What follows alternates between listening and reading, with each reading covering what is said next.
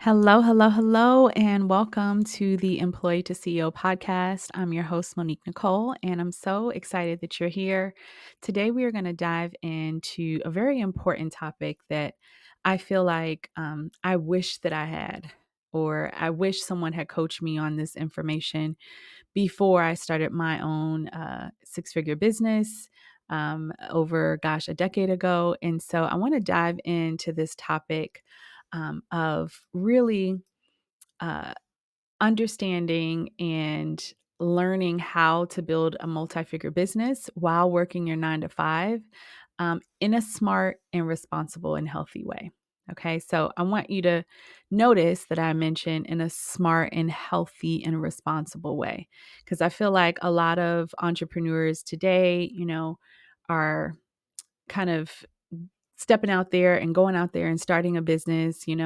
There's all of these sayings around, no sleep, all work, like work hard, play hard. And those are okay as long as you understand that, there needs to be balance in place. And so today I want to really dive into what does that look like and how do you really carve out space and time to be able to build a business, but in a healthy way, and not one that's going to tear down your family, or not one that's going to tear you down, meaning health wise, and one that you can feel good about when you're finished building it. Okay, so we're going to dive into that. And so today's topic is all about how to build a multi-figure business while working your 9 to 5, and you know, making sure that you have your income coming in, but doing it in a smart, responsible and healthy way. So, the first thing I want to dive into today is some of the challenges that, I know that we're all faced with, right? So, how do we manage some of the challenges of building a business while working a full time job, right? Because the reality is, right, most people, need their job. They need steady income because you have expenses, you have bills, you have kids, right? You want to still be able to take that family vacation. You want to be able to save. So there's a reason why you need income, right? And I think it's very important to be very clear on what needs to happen as you're building this business and how you need to do it effectively. So, one of the challenges, though, that we're faced with is lack of time and energy. So, I'm going to call this challenge number one for all my note takers. If you're taking notes, you know, write this down. Challenge number one that I see and that I personally have experienced in, working my full time job and building my business on the side is just the lack of time, right? And energy. Like, you're tired. you know, I remember working in, my job in advertising, and it was very demanding, right? Half the time I lived out of my suitcase because I was typically traveling a lot, and I would find myself, coming home for maybe being gone for 4 days, doing a business pitch, having very late, long hours, um, meetings all day, and then dinner with clients in the evening, then going to the hotel room, getting a couple of hours of sleep, and then being up at like 5, in the morning, 4 or 5 in the morning, especially if I wanted to go to the gym, get a workout in. And you know, then going and presenting and working a full day, and then hopping on a plane, coming home and doing it all over again. And that can be draining. And so, one of the things that I had to learn was to really carve out time for the things that I wanted to do. Right. So, I knew that I had to spend the bulk of my time working, right? That was the thing that was producing the income for me. But I also needed to make sure that I was carving out time to build my business. And so, one of the things that I highly recommend in doing this is, time blocking, what we call time blocking, which is really looking at your schedule and saying, okay, I've got 24 hours in the day, right? 8 of those hours I need to sleep. I need some time to eat. And then I also need time for the job. And then last is the business. Okay. Because it's not just about time blocking, but it's also about prioritizing, because whatever is bringing the income in, that needs to be priority just for now. Okay. this is a part of sacrifice, right? I know you may be thinking like, oh my gosh, like I hate my job, or, hopefully you like your job. But if you don't like your job and you feel frustrated, right? There's sometimes where you have to make sacrifices and you have to say, okay, this is what's paying the bills. Let me stick this out until I can get the business to replace the income on the job, because that's really what we want, right? If you are thinking about transitioning from your job. So you got to time block and you have to prioritize things, right? Even when we don't want to, or we want to put things in other places, it's really important to prioritize at this stage, because you have to put things in baby steps, right? So you also want to set reminders. If you are one of those people who get distracted very easily, set a reminder. Most people have a phone, or if you have an Android or iPhone or whatever you have, set a reminder for the important things that you need to get done and that you need to attend to. The other thing I want to recommend for this challenge is creating non negotiables. So, what do I mean by that? Meaning, what are the things that you're willing to do and what are the things you're not willing to do or accept? So for me, and this may be something that can help you, what it looked like for me was, I set a schedule and I said, okay, when I get home from work, from working my job, I'm going to, take a shower, fix some dinner, right? So that I replenish myself. I might even carve out 30 minutes to watch one of my favorite shows just to kind of decompress and set some space and time between me, leaving my job, working the job, and then coming home and kind of shifting gears into running my business or building my business. And so I would, set some time, maybe watch a show for 30 minutes. And then I would say, okay, at let's just say 8 o'clock, right? If I get off at 6, give myself 2 hours to do the things I need to do. And maybe at 8 o'clock is when I start work, meaning my second. I used to call it the second shift. So, maybe that's the time that you start to work on your business. Okay. And then you got to put a stop time. And this is so important because let me tell you, I want you to learn from my mistakes. When I was building my business at the time, I wasn't married, I was single, I didn't have any kids. And so I really had no barometer. I had no one to say, okay, I think it's time for you to stop, or you need to get some rest, or you need to, like I didn't have any of that. And so a lot of times I wasn't very good at managing my time, and I would work until like 12, 1 o'clock in the morning sometimes. And, the problem with that is that I would wake up tired the next day and I couldn't give 100% on my job. And so this is why it's important to really set those non-negotiables. And so if you're starting work at 8, maybe you say to yourself, I'm going to stop at 10 o'clock or whenever, the kids go to bed, whenever you need to get the kids ready for bed. Maybe that's, 9:30, right? So maybe you give yourself 2 hours a day to work your business. You have to figure out what's going to work for you, but you have to set those non-negotiables, because just like having a job and having a boss who gives you instruction to do certain things and gives you deadlines, you now have to become your own boss, because that's what you want, right? So you have to act like your boss. So you have to be that person who's going to say, okay, I need you to show up at this time, and this is the time that you need to work until. Okay. So create those non-negotiables, and it could be many things. It could be, setting time tables. It could be, saying, okay, I'm only going to do certain things on certain days, or, when mommy is working, please don't disturb me. And you close your door, and that lets your family members know that are working and it's off limits. And once you're finished, then they'll have your undivided attention. And so that's actually a really great segue into the second challenge that I've experienced and that I see so many of my coaching clients over the years and people who deal with this, which is not having, the support from their loved ones, and or not really having the understanding.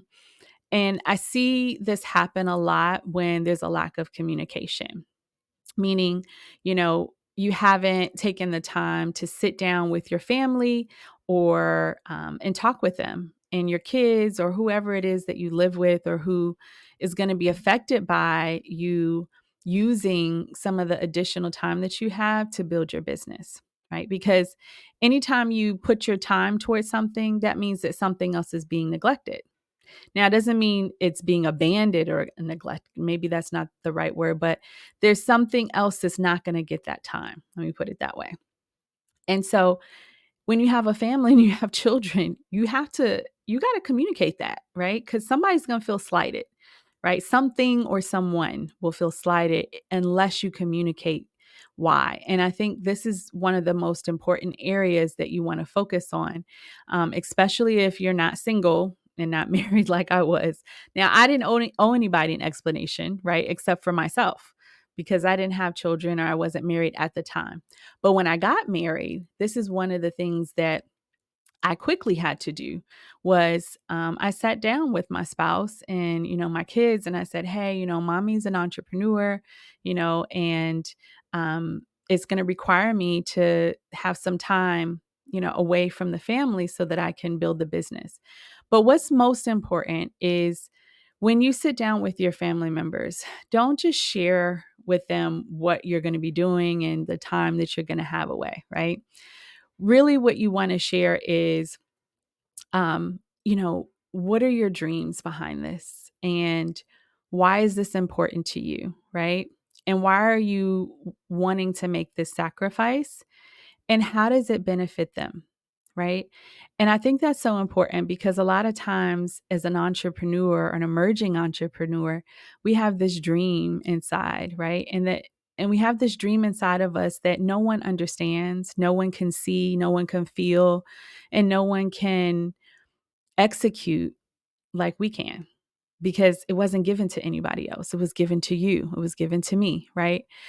So when you are building a business, and you are having to compromise your time, it's really important to share that with your family and really explain to them why this is important and how this is going to benefit, the entire family in the long run.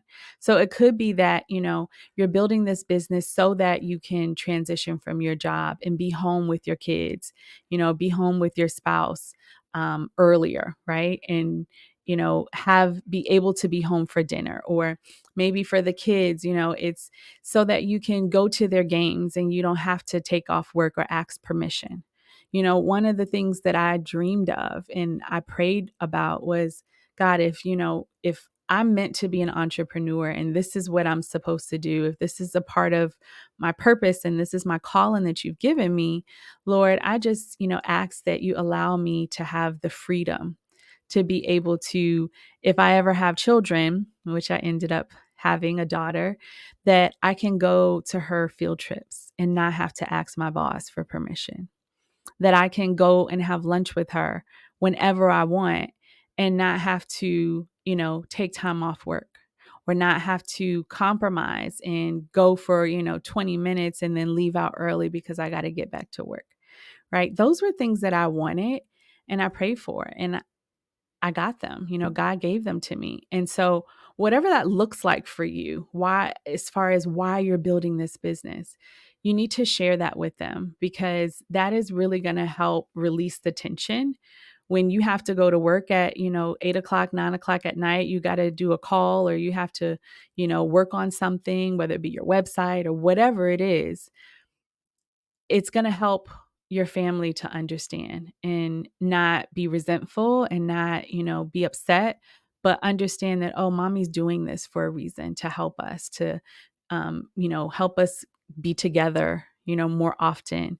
And so it'll help with them supporting you because you need the support. Trust me, entrepreneurship is a very lonely journey if you do not create the space and the energy for your loved ones to support you.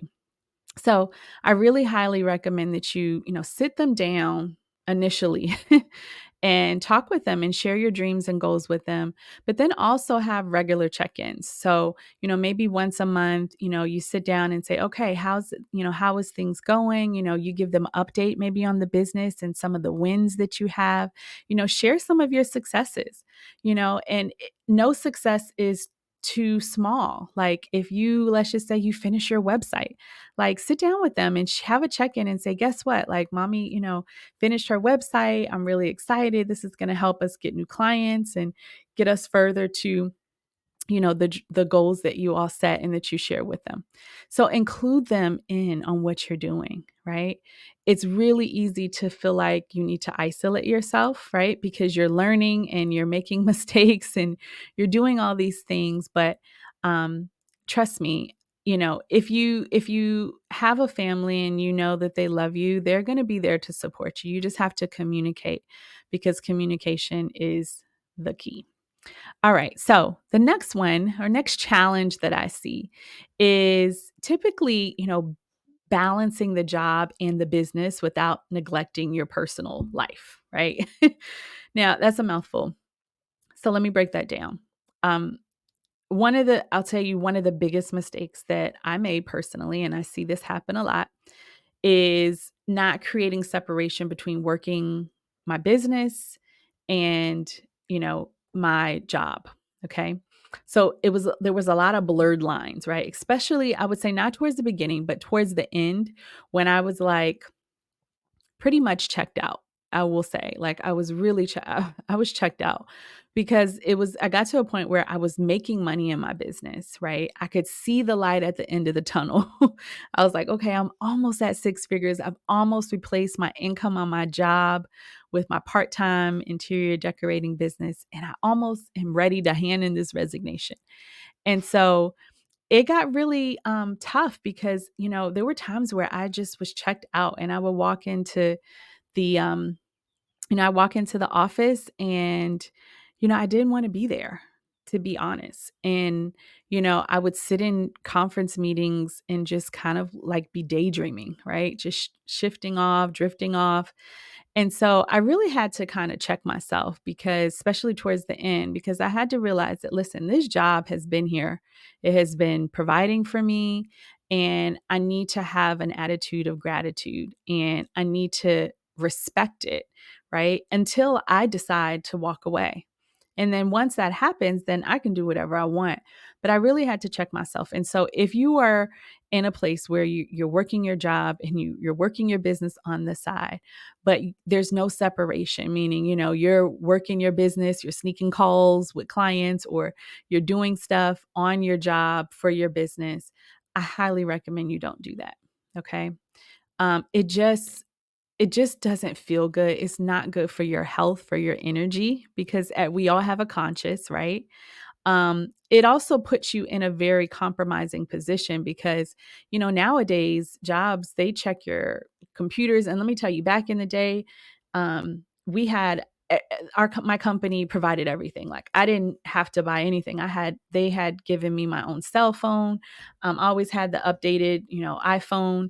The company paid for it. I had a computer. The company paid for that, right? I had everything I needed, and the company provided it.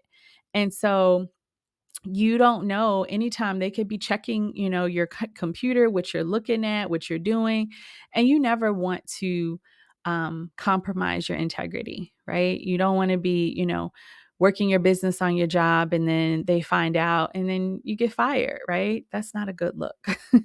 So I really highly recommend that you create some separation. Now, one of the things you can do, which I highly recommend, and we're going to go more into this. This is part one of this episode, because it was so much. I can't pack everything into this one episode. But in episode two, the next episode, excuse me, after this, we're going to dive more into this. But what you can do is you can work your business on your lunch break. Okay. And turn your car into a mobile office. Now, this is something that I mastered, and I really want to break this down. Like it's a whole conversation. Okay. But we're going to get into it, just not today. But you really have to leverage your time and learn how to protect your time. And so turning your car into a mobile office is the best thing to do so that you can create that separation. And let me just tell you, when I first started doing this, I used to think, oh man, I'm not going to get anything done. Like it's not enough time. Like I had all this negative self talk until I actually started doing it. And I remember I used to work at a pharmaceutical agency in New Jersey, and the office where we had our office was really beautiful. It was a beautiful building, but in the back, it had like this like pond, and it had like this walk trail, and it had a lot of trees. They had benches. It was really really nice, and it had like a cafe. They actually had a cafeteria in the building, and so I would go and get my lunch, or I bring my lunch. And I started, instead of just sitting at my desk, I started getting out and going out in the back area and just sitting on the bench. I'd have my headphones because I didn't want anybody to come talk to me. Because in my mind, I was like, okay, this is my work hours, so I don't want to be disturbed. So there's ways that you can kindly hint and let people know, don't disturb me. Okay.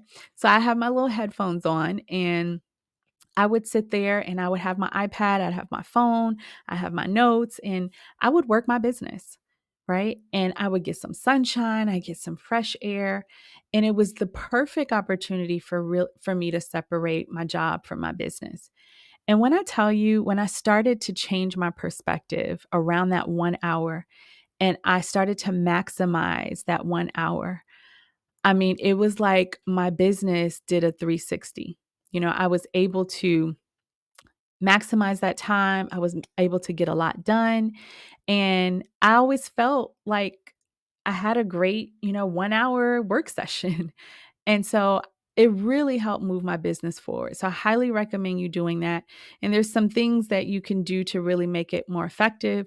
But you can go out if there's a place for you to go outside of your job, or if there's nowhere to sit. Like my first job, they didn't have that. We didn't have this beautiful building in the outside area. So I had to go in my car, and that's okay. So I would turn my car into a mobile office. So wherever you can go to work your business, do it on your lunch break and create that separation. Okay.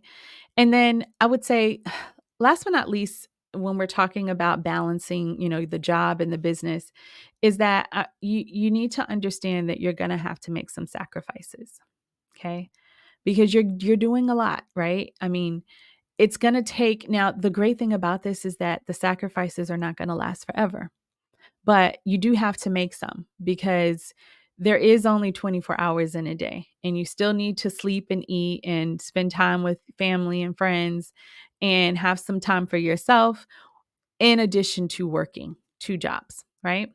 So, one of the things you can do is you can leverage your time. So, instead of, for example, listening to music, right, while you're driving to work or driving home from work, listen to a podcast. Find a podcast that you like, and that will teach you something new that you can apply to your business, right? Now that's a sacrifice. It's a small sacrifice, but it's a sacrifice, because I know I like listening to my music as I go into work, or I used to go into work, right? But I knew that I had to leverage the time that I had, because my time had shortened, right? And so sometimes you got to make those sacrifices. All right. So hopefully these are some of the, you know, like I said, these are some of the challenges that I see that most people have when they are building a business. And hopefully this kind of helps you figure out and give you some tools to navigate those challenges.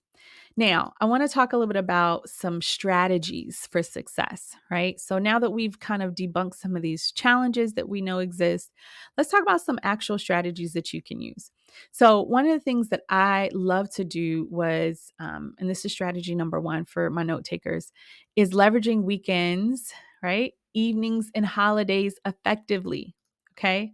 So, I don't know about you, but at the time when I was building my business, and you may be in this situation now, Like weekends were golden, right? I would look forward to the weekends because I knew I can get a lot of bulk work done. So like if I knew I had this, Saturday and Sunday off, I would usually reserve Sundays for personal time. I'd do something fun for myself or go out, hang out with friends. I'd clean the house, right? Take care of all that stuff. But then Saturdays, I would like plan a work day, right? And I would say, okay, if I need to get something done, I'm going to block out 4 hours on a Saturday to get it done. So you may be in that same situation where you're like, okay, I know I can like really get some stuff done on the weekends. So really plan that out. Also, if the kids are away, like maybe grandma or grandpa is going to take the kids for you, that's a great time to double down on your business. Okay. So, leveraging those times. The other thing is, this goes back to the sacrifice is you got to wake up a little earlier, right? So, and the key usually is waking up before everyone else. I used to have a friend of mine who used to, he was an early riser. And I remember asking him one day, because he would wake up at like 4 o'clock in the morning, every morning. Like that was just his thing. And I remember asking him why. Why do you wake up so early? Like, you can't get everything you need to get done waking up at like 5, 6, 7 o'clock, right? And he said something to me that stuck with me. And he said, listen, he was like, when you wake up at 4 a.m., everyone is still asleep. He was like, there's nobody in my way. I can do what I need to do. There's no distraction, right? Nobody's even probably texting you. Even telemarketers aren't calling you at 4 o'clock in the morning. At least I hope not. And I was like, wow, that makes a lot of sense. Because the number one thing that causes you not to get what you want to get done is distractions, right? And it could be from family members, it could be from your phone, it could be from emails, pinging, right? But distractions. I think there's a statistic that study that says like it takes like at least, I think it's like at least 22 minutes to refocus and get back to the task that you're working on after you've been distracted. Could you imagine 22 minutes, right? Now imagine if you're getting distracted every 5 minutes. How productive do you think your day is going to be? Right? So waking up early allows you to really maximize your time because there's little to no distractions. The other thing that I learned about waking up early, there's two things I want to share with you there's a book called The Miracle Morning. And I was recommended that book when I was working in direct sales, and a friend of mine recommended the book, and it really changed my perspective about maximizing and using your time and guarding your time, because it talks about the power of waking up early and getting things done and all of that. So that's a really great book if you are struggling in this area. That's a great book to help kind of change your mindset of just the benefits of that. But then the other thing is, I'll tell you this quick story. I used to go to a place called Peace Village. It's in the Catskill Mountains in New York City. And, these are things that I like to do. These are the kind of like the things that I like that really fulfills me and refuels, I should say, me. And so I would go like usually once or twice a year. And it's a meditation, uh, I guess you would call it a camp.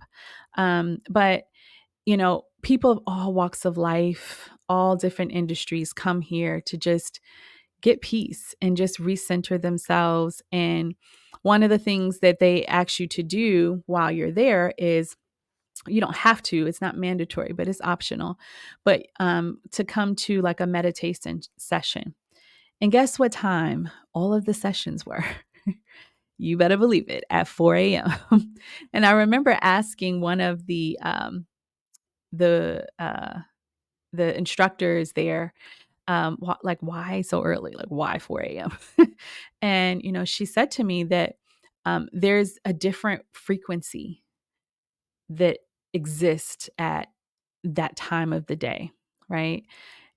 Going back to the example of my friend who talked about how there's no distractions. It's like everything is peaceful. Everything is still sleeping. Like, it's like the world is dormant at that time. And it creates this unique level of energy that really helps you, especially if you're looking to get into a meditative state, really helps you to get into that state a lot easier, a lot calmer, a lot quicker. And so it's just kind of like the best time to meditate. So anyway, nothing, crazy or spooky, but it was interesting because when I asked her, she said 4 a.m. is like just the ideal time. So wake up early. Okay. That's the moral of the story.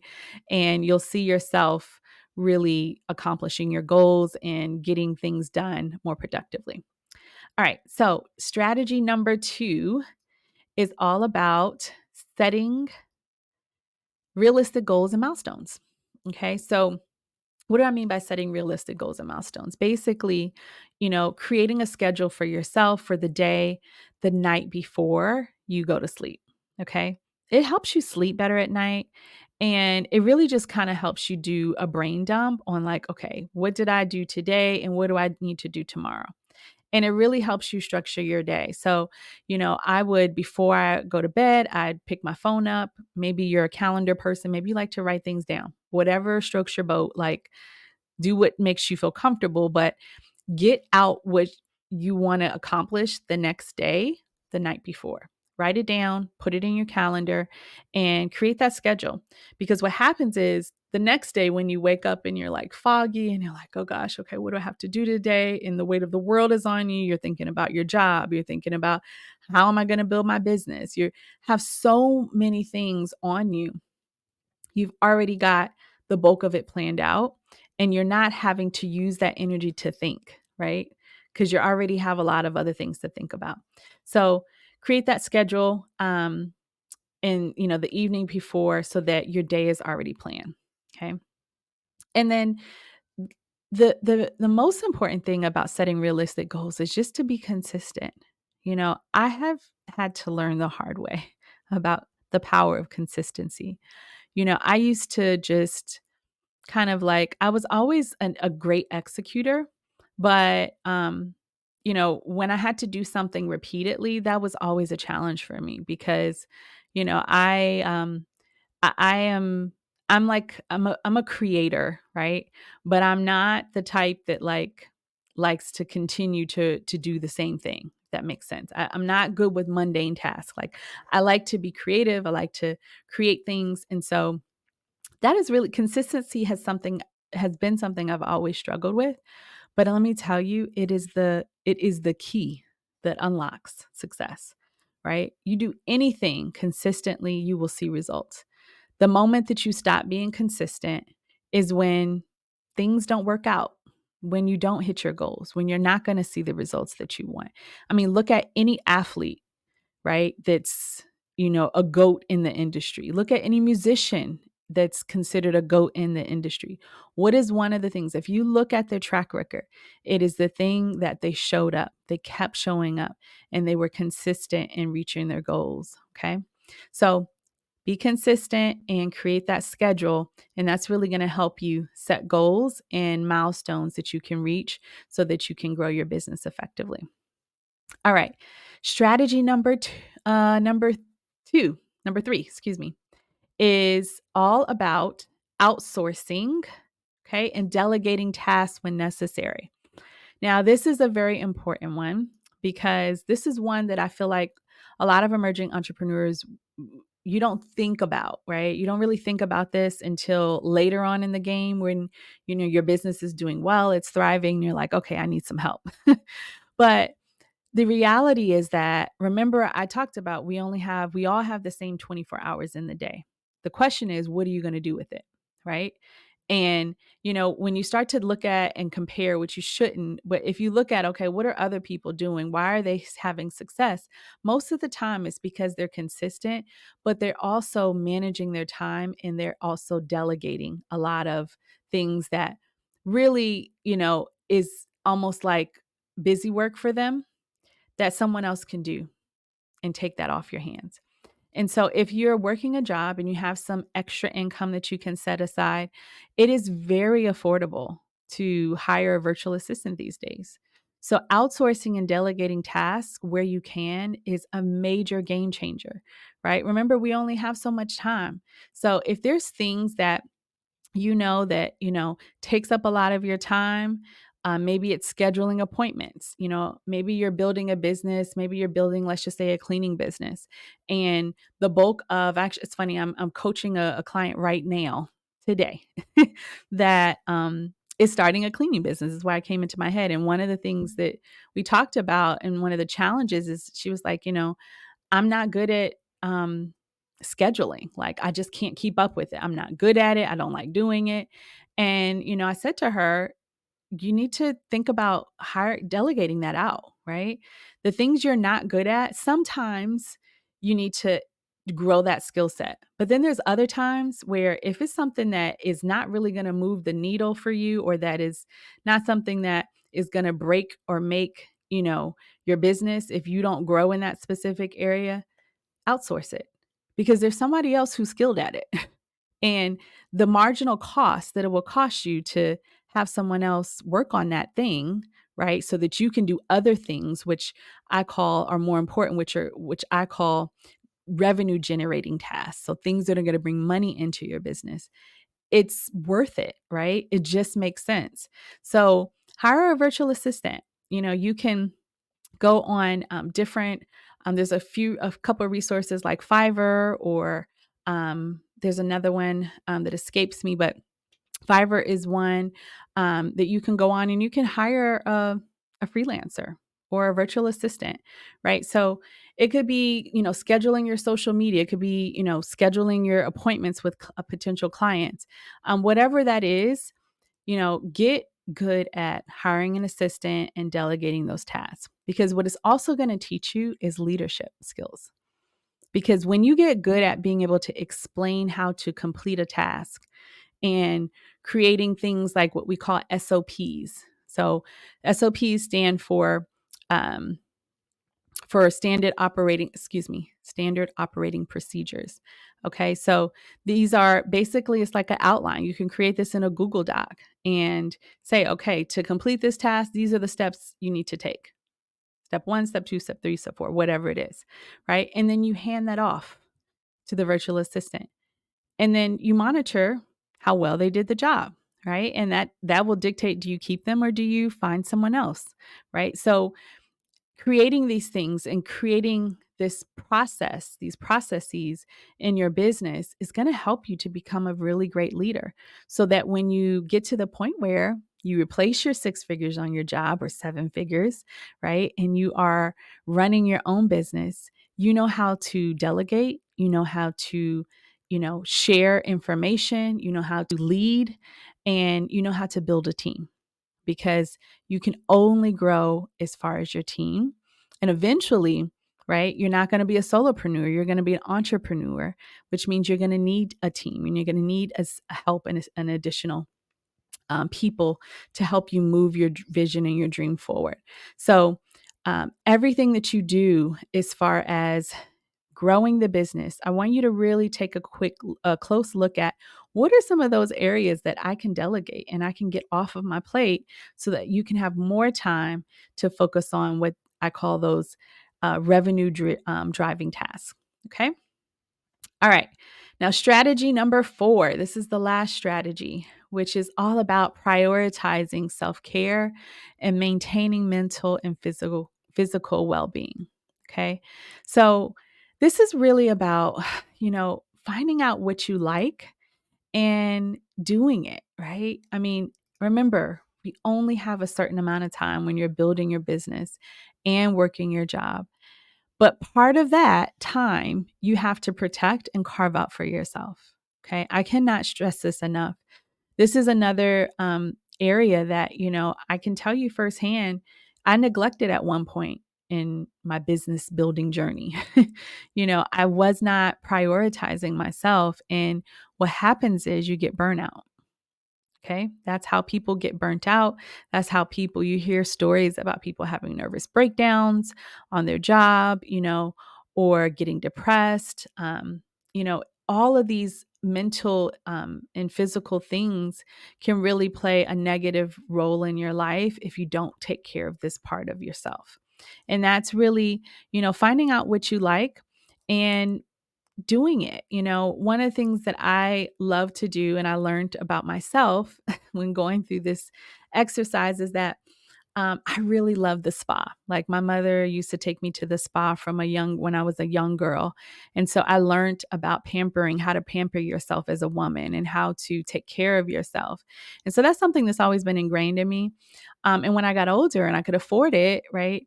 I realized I was like, okay, this is something that I really enjoy doing and that I could do for myself. And so I remember making a, you know, putting it in my schedule to go to the spa once a month and get a massage, right? Or get a facial, right? So, figure out what you like. Another thing that I love to do is I love music, right? I've always loved music and I love going to concerts. Now, I will tell you that concerts are very expensive these days. They aren't what they used to be. I remember growing up and I used to go to it was a concert series they used to have. I think it was called Jams Fest. That's what it was called. So all shout out to VA, all of my VA people. You know exactly what I'm talking about when I say Jams Fest.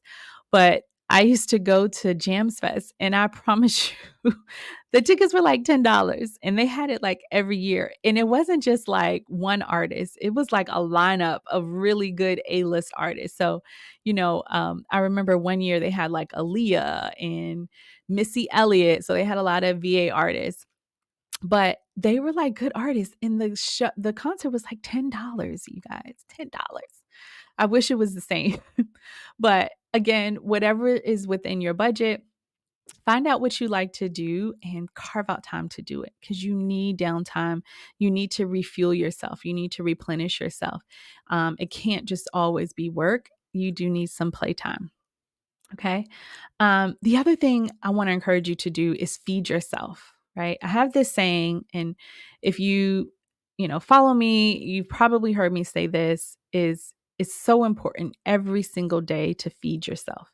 Now, just like you feed yourself with food and water, you need to feed yourself with positivity and, um, information that's going to help you grow your business. So every day, you know, pick something positive, whether it's something in your playlist to listen to, maybe it's a podcast that you like, or one of the things I love doing is I'll just randomly go on YouTube and find a motivational video and just look at it for 5 minutes. Your brain is so powerful, and whatever you feed it, your mind, right? When I say your brain, I mean your mind. Whatever you feed it is what is going to dictate what you draw to you and what you exude as a person, like what comes out of you, meaning your mood, your personality, your attitude, how you talk to people, how you treat people, right? And so it's very important to feed yourself. You have to, when I say feed yourself, feed your mind, right? Your mindset. Because if you're not feeding your mindset, whatever is thrown your way during the day is the nourishment that you're going to accept. But if you are intentional about this and you start your day with something positive that's going to fuel you and motivate you, right? I promise you, your day will be so much different every single day. It will be so much better and so much more positive. So make sure you feed yourself. And then last but not least is to get in the habit of taking your full lunch break. Now, I should have mentioned this with the previous strategy, but this one is important. And we're talking about self-care and self-help. So this is kind of why I lumped it under this area. But this notion of getting in the habit of taking your full lunch break on your job, you're entitled to it. I don't care if it's 30 minutes because I've had jobs where I've had an hour. I've had jobs where it really doesn't matter. Where, we'd go out to lunch, we'd be gone for 2 or 3 hours, right? As long as we show back up and that work got done, look, my CEO, they didn't care. Okay. Because they probably were right there with us. But whatever you have, whatever your job gives you, take it. Okay. Don't be that person that's like, oh, I'm going to eat at my desk. I used to do that for years. And let me tell you, it's bad on your body. It's bad on your mind. It's bad on everything that has to do with you. Take your break. get away from the desk. Okay. The desk is going to be there when you come back. And whatever that work is on your desk, that's going to be there too.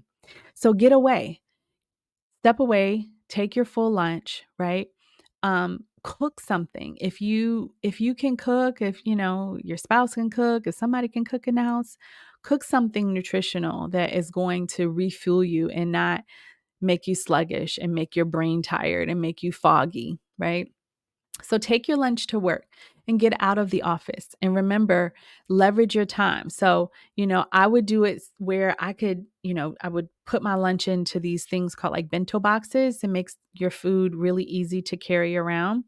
And I would, prepare my food, put it in there, and then I take my bento box out on that bench, like I talked about, and I pull out my iPad and my phone, and I'll be eating and working my business, or I take it in my car, right?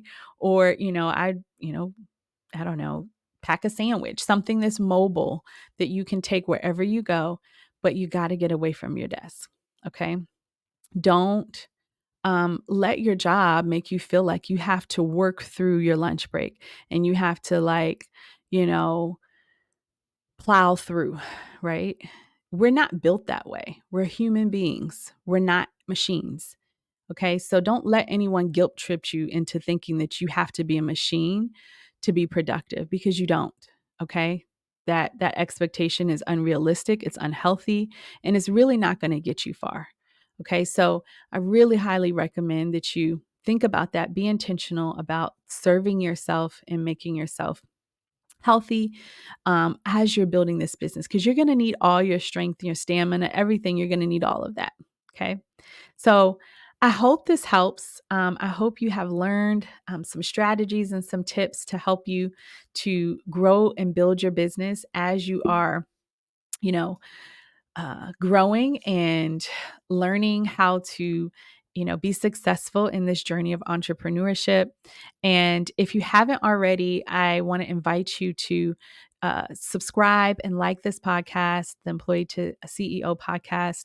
I've designed it specifically for the emerging entrepreneur, interior design professional who's looking to build and grow a multi-figure business in a smart, responsible, and healthy way. Okay. So we're not just doing this just to be doing this.